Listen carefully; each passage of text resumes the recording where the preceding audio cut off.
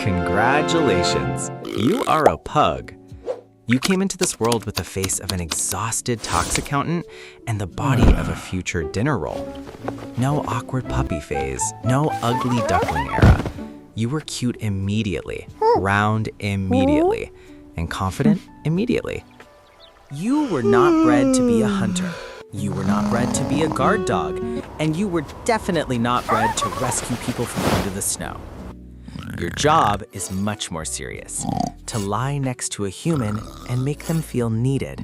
Begging for cheese is also part of the job. It's just written in very small print in the contract. From the outside, you look like a funny little decorative dog who snorts and stares at people as if they owe you dinner. But in reality, you are an ancient specialist in human psychology. You just never got the diploma. While shepherd dogs were herding sheep and dachshunds were crawling into burrows because apparently nobody issued them a survival instinct at birth, you were sitting next to a human, just sitting. And humanity looked at that and said, yes, this is a professional. Your story begins in China at the courts of the nobility. You were valued for presence, that calm, round, important presence that somehow made a person's life feel a little easier. By the way, according to legend, the wrinkles on your forehead resembled the Chinese character for prince.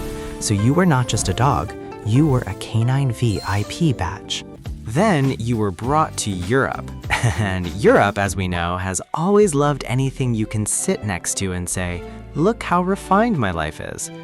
There is even a legend about a pug named Pompey who supposedly saved William of Orange from an attack.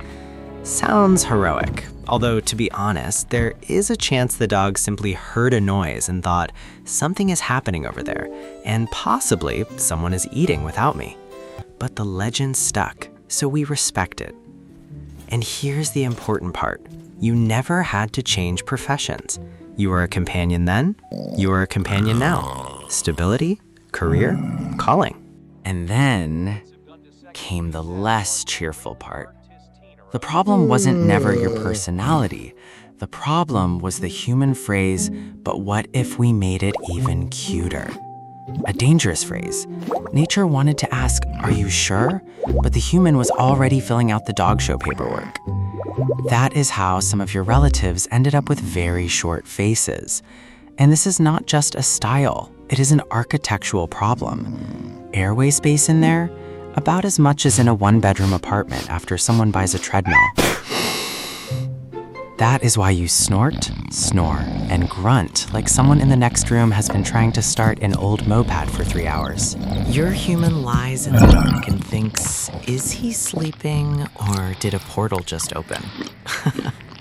And you are sleeping beautifully because there is a couch, there is a human, there is a chance of cheese. That means the day was a success. Your personality is compact diplomacy. When guests arrive, you walk out slowly and with dignity. You are not going to attack. Your weapon is the stare of a small, hungry civilization on the edge of extinction.